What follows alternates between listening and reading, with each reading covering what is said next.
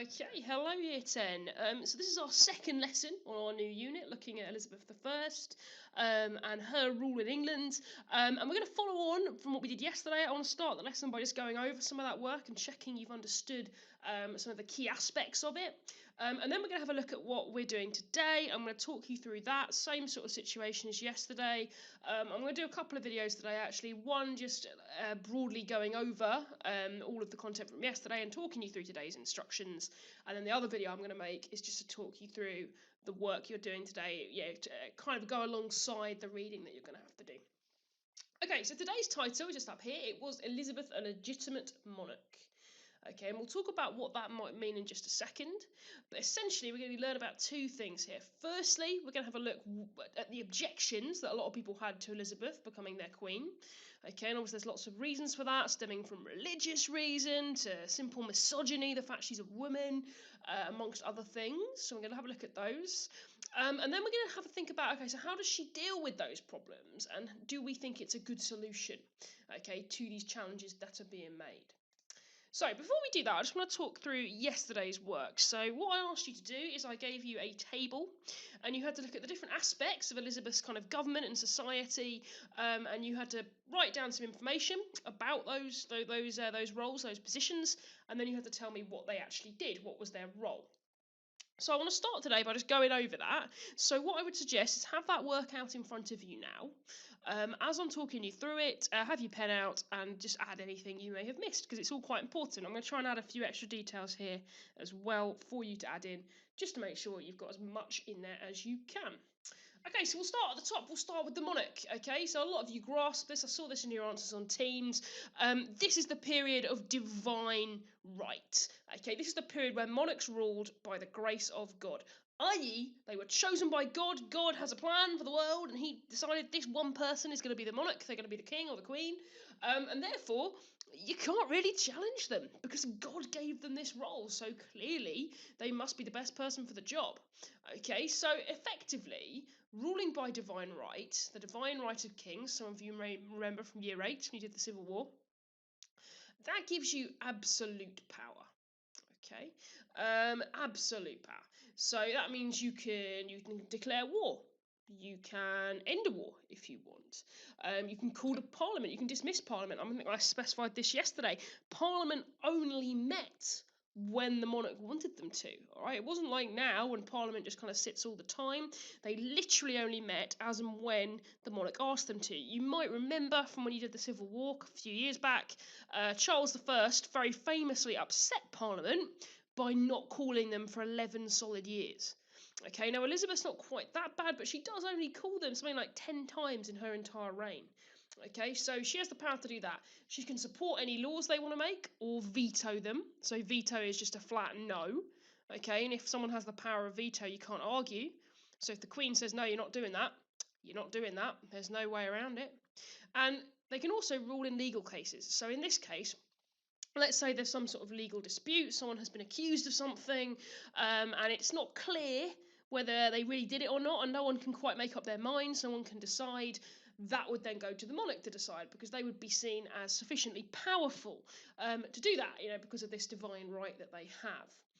Okay, incidentally, I've just spotted, I've put this in the wrong place actually. Obviously, this row here is the monarch, that's God. All right, the monarch wasn't quite a god, but they were very close. Okay, so the other power that the monarch has is what we would call royal prerogative. So matters of royal prerogative are things that only the monarch is allowed to decide about. So, for instance, the succession, who's coming next, who's next in line to the throne. Foreign policy, so who do we make alliances with, who do we attack, and also their own marriage. Okay, so a big problem we see with Elizabeth, obviously this was not really a problem for her dad, who obviously had quite a few wives, but he never really had to worry about Parliament moaning about who he married. Elizabeth, because she's a woman, which is something we'll talk about a lot more today, she did. She had Parliament nagging her quite a lot to get married. Now, as far as she was concerned, that was a matter of royal prerogative. It was her decision whether she got married or not. So that was something that Parliament was not supposed to be interfering with, and she gets very annoyed about that. The final thing that the monarch has power over is something called patronage. Now, I think I explained this a little bit yesterday, but let's just go over it again. What this basically is when you give somebody something. Okay, so you might give them a title. You might make them the Duke of Cambridge, or you might give them a whole bunch of land. So, a couple of acres or a couple of thousand acres in Norfolk, or something like that. Or you might even just give some money. So, let's say they want to go on a voyage, they want to sail somewhere, you might give them some money to help them do that, or something along those lines. You might even just publicly tell people you agree with them. That would be enough.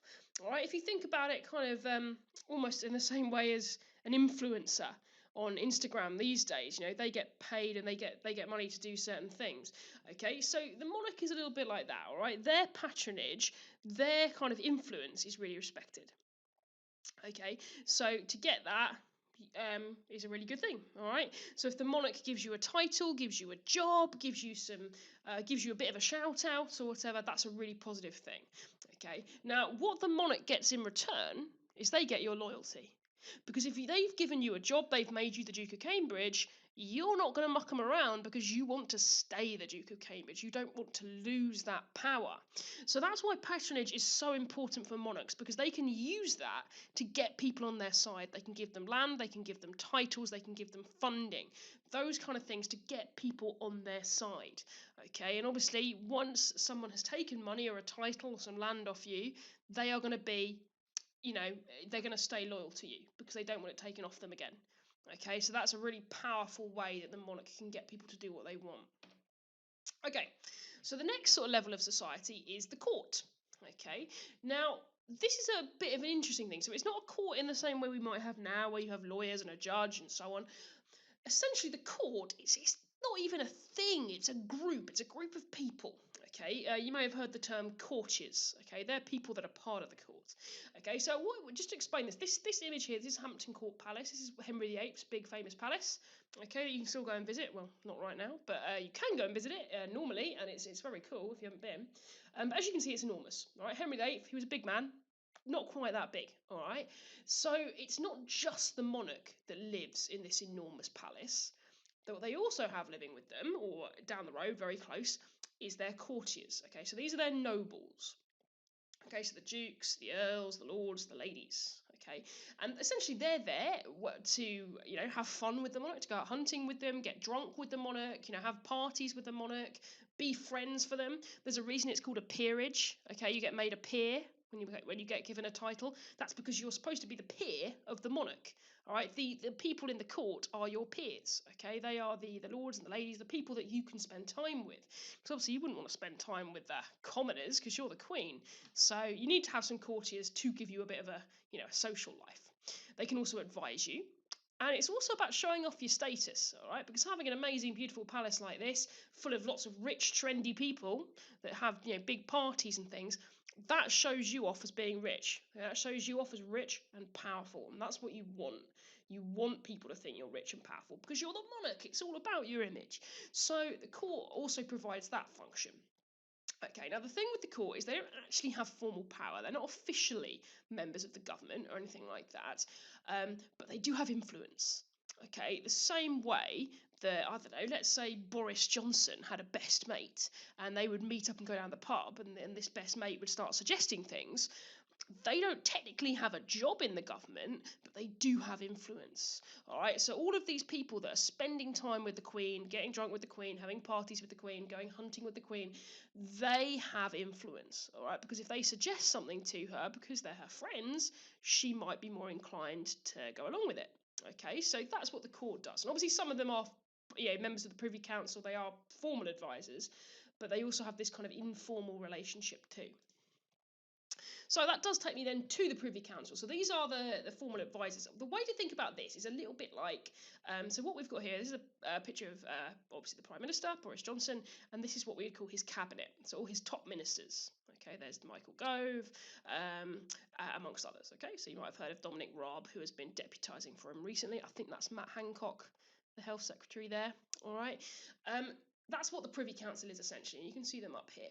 The monarch has her top advisors, her top nobles, her top courtiers, and they meet. Okay, there's usually about 19 of them. The Queen gets to pick who she wants to be in the council, and they meet and they advise. Okay, they look at what's happening and they meet, say, regularly, a couple of times a week. Often the Queen would meet with them. Okay, and they would all sit around the table and they would discuss kind of important issues. Okay, and what policies and decisions they want to make. Now, the leader of the Privy Council, is the Secretary of State.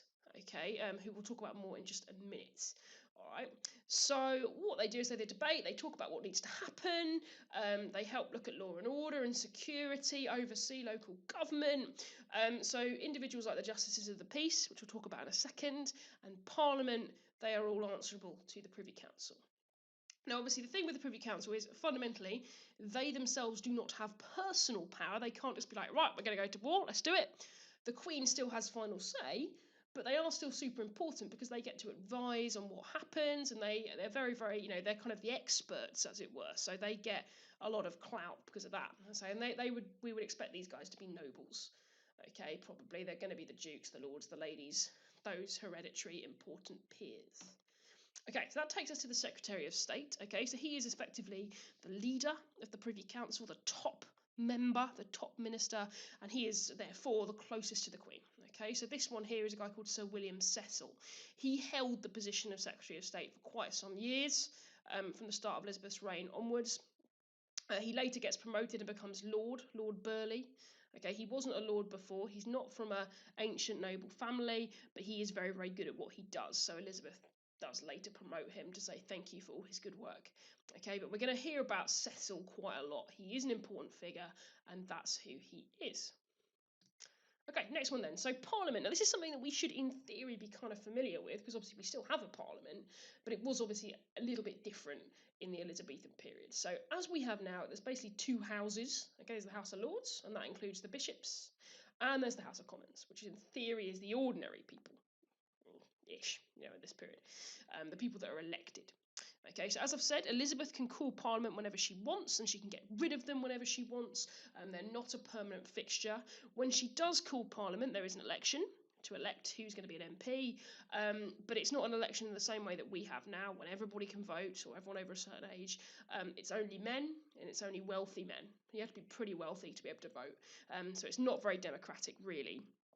In fact, there are places sort of in the country where there's maybe only a couple of people that actually have enough money to vote in a whole sort of area. So it's really very different to it is now.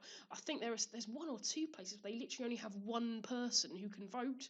So obviously they put themselves up for election, vote for themselves, then they're an MP. So it's not quite as representative as our modern day parliament is, but that is how it would work.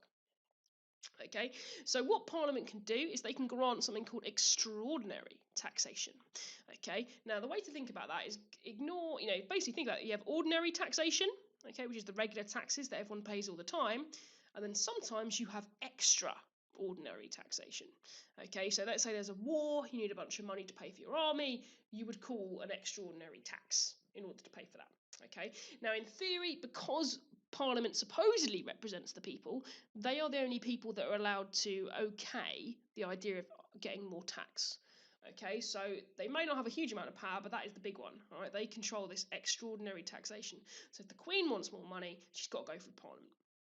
They can pass laws, though, as I said, the monarch can veto those if they like, and they can just generally offer advice. Okay, but as I say, Parliament, they're less important than the Privy Council, obviously much less important than the monarch. They do have some powers, and during this period they are becoming more powerful. Obviously, we're just less than 100 years away from the English Civil War at this point, so Parliament is starting to get a little bit big for their boots, but fundamentally the monarch is still calling the shots. Okay, so that brings us down to some more local levels here. So the first of which is the Lord Lieutenant. So you would be chosen for each county. So for instance, Essex or Hertfordshire would each have their own Lord Lieutenant. Again, they would be nobles, so they would be lords, ladies, dukes, earls, well, not ladies, but they would be important figures. And they would often be on the Privy Council too. And essentially what their job is in their local area to kind of maintain the monarch's power. So raise the militia, train the militia. Do you remember that's those kind of units of ordinary people that fight when necessary? They make sure that everyone's toeing the line. They're doing what the monarch wants, following policy. And they help run the local government. Okay, so obviously, as we do now, local areas have their own sort of council or whatever. Same sort of situation 500 odd years ago. And the Lord Lieutenants help oversee that. Next rank down from them is the Justices of the Peace, or the JPs. Okay, so this isn't a formal job in the sense you're not paid, but essentially it's kind of the local person in charge of law and order. Okay, so they're generally a large landowner, probably a member of the gentry or something along those lines. They report to the Privy Council. As I say, they aren't paid, but it is very prestigious because you report to the Privy Council. So it's something that people would really want to do. You know, people would volunteer to do this job because it is prestigious and it has got a lot of status. So the Justices of the Peace, their responsibility is again similar to the Lord Lieutenant. They're making sure that all the kind of local policies are being adhered to. So local people, if the Queen has said she wants something to happen, she wants an extra tax, she wants whatever, these guys will make sure that is happening in their local area. They also help hear court cases, so they would have smaller courts for the more regular stuff. But if there's a really serious case, every 3 months, the Justice of the Peace has to go in, hear that case, and try and decide on it. And if they can't do that, that's when it gets passed up to the monarch to make the final decision. And again, as with the Lords Lieutenant, they are part of local government. Okay, so that is our kind of breakdown of the major roles within the Elizabethan government. What I'd like you to do, just to kind of check you've got that, so if you look on the slide right now, so this will be one of the first slides on the PowerPoint, and hopefully you can see it on the video too.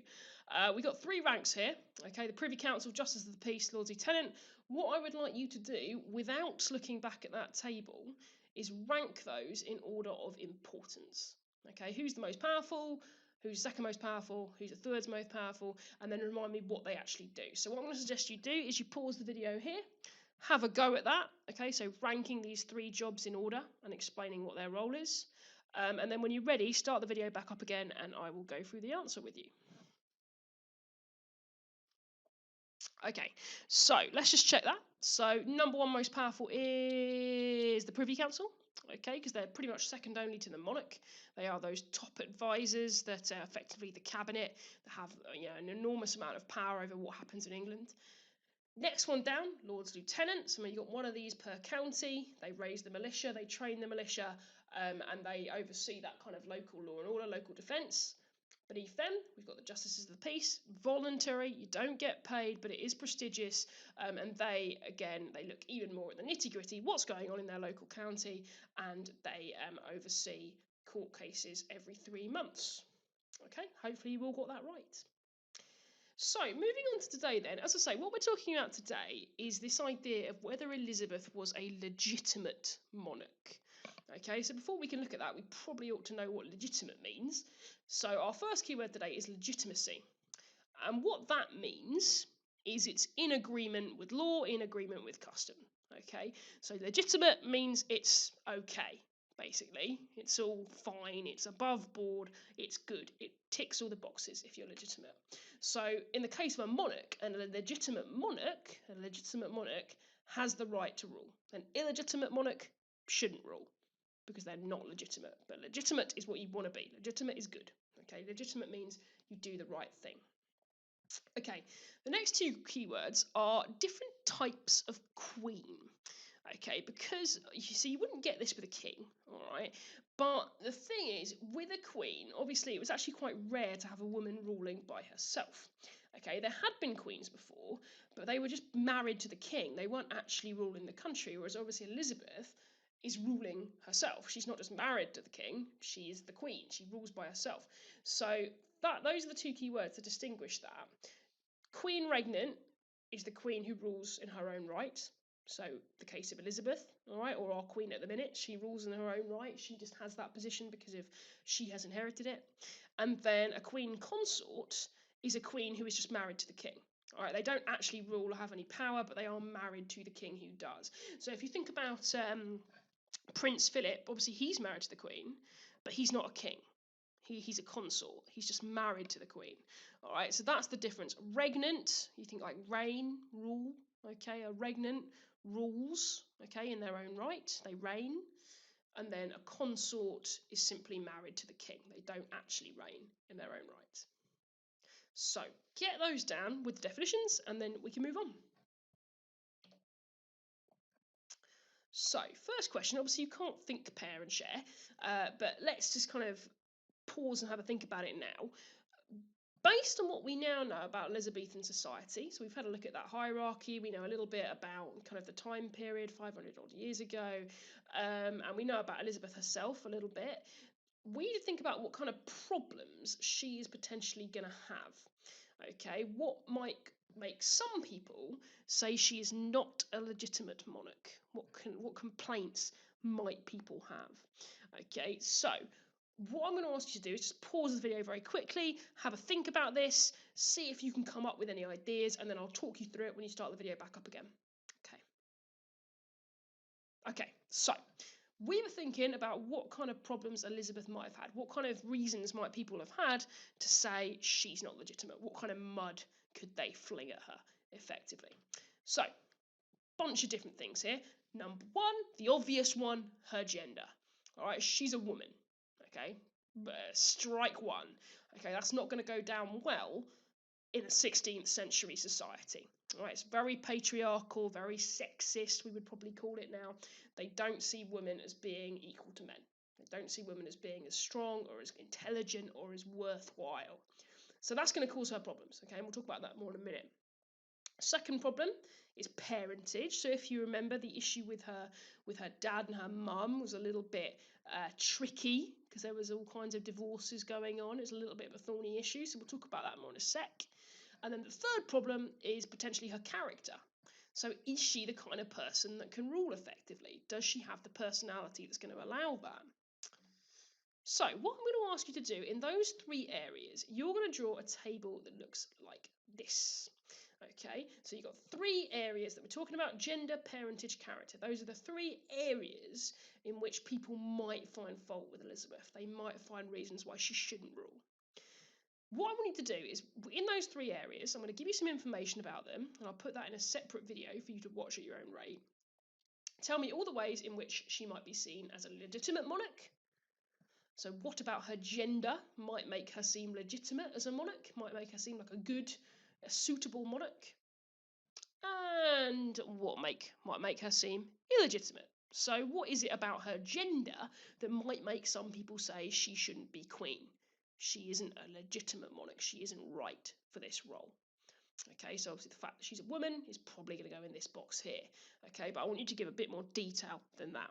So what I'm going to ask you to do is use the information, as I say, and I'll make a separate video for you to do this. So check out the YouTube link, which I'll put in the PowerPoint, and I'll show my homework as well. Complete this table, and I would give yourself probably a whole page, I would say, just to make sure you can do lots of detail. So obviously turn it landscape, so you've got plenty of space to do that. If you would prefer to type, I know a lot of you are at a point where your books are starting to get full up. If you have that problem, what I would suggest you do is either write on paper or do it on a computer or however, and then make sure you keep all of that paper nice and safe, because then when we come back to school, I'll give you a new book and you can glue it all in. Okay, otherwise, if you go on Amazon, you can pick up a similar book for a couple of quid if you really don't want to do it on paper. Okay, but that's up to you. All right, you do what you prefer. And if you want to get a link to the kind of book we use, I can send you one if you drop me an email. All right, but writing on paper will be fine as long as you keep it safe. Okay, so I'd like you to complete that table for me. Okay, use the other video to help you do that, and then when you're done, come back and press play. Okay, so 2 questions to think about. I would like you just to write answers to these in your book. Number 1, what was the greatest challenge to Elizabeth's legitimacy? So which out of all these problems do you think was the biggest, was going to cause her the most problem? And secondly, what was her greatest asset? So what do you think was the best thing she had going for her that was going to really help her be a good queen? Okay, so 2 questions. Could I ask you please just to write answers to those? What I might get you to do is post those in Microsoft Teams for me. So I will start a new channel for you to post them in, because I think that could be quite an interesting discussion. Okay, last little bit then. Because there are all these question marks, effectively, over Elizabeth's suitability to be queen, she had to work quite hard to try and present herself as legitimate. Okay, she puts a lot of effort in terms of the way she kind of presents herself, shows herself, portraits, all that kind of thing, to try and quell any doubts, to try and stop people thinking maybe she might not be the right one for the job. So I'm going to talk you through that now. What I'd like you to do as I'm going is just draw this mind map here. Okay, it's in the bottom right of this slide. How did Elizabeth present herself as a powerful, legitimate monarch? And as I'm talking you through it, just add some details to that, just so you've got it written down in your book. Okay, you don't need a whole page for that. I reckon about half should be absolutely fine. Okay, so let's look at this image here. Let's think about what is Elizabeth doing here to make herself look legitimate, powerful, suitable. Try and, stop people considering her not good enough. So let's have a look. So what have we got? This is a procession. Okay, this is obviously a picture of something that really happened. Okay, periodically, Elizabeth, because they didn't have TV in those days, she would have some sort of parade, usually to celebrate something, so the people could see her. Okay, the people could see her, they could cheer her on, they could see their queen, and just kind of boost morale a little bit. So you think the same way that Trump every so often holds a rally where he gets all his supporters together to kind of make a speech and get everyone to see him. Same sort of idea.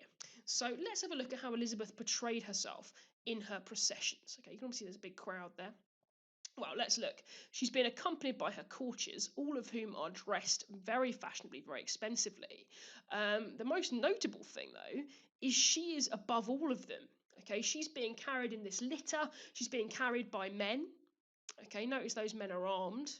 Okay, these are her wealthiest top courtiers, fashionably dressed, young, strong, armed to the teeth. All right, that looks pretty powerful, and she's above all of them. Okay, so she's being literally carried in the air above everybody. That's a powerful symbol. Look at how she's dressed. Okay, you can't see it all that well, but if we look at the next pictures, it'll become more clear. This dress is going to be literally encrusted with jewels. Okay, she's got, really expensive gold thread being used. If you don't know what gold thread is, what they literally do is they get gold, they hammer it and hammer it and hammer it until it's a thread, and then they sew things with it, they embroider with it. So it's literal gold made into thread. Okay, absolutely covered in jewels.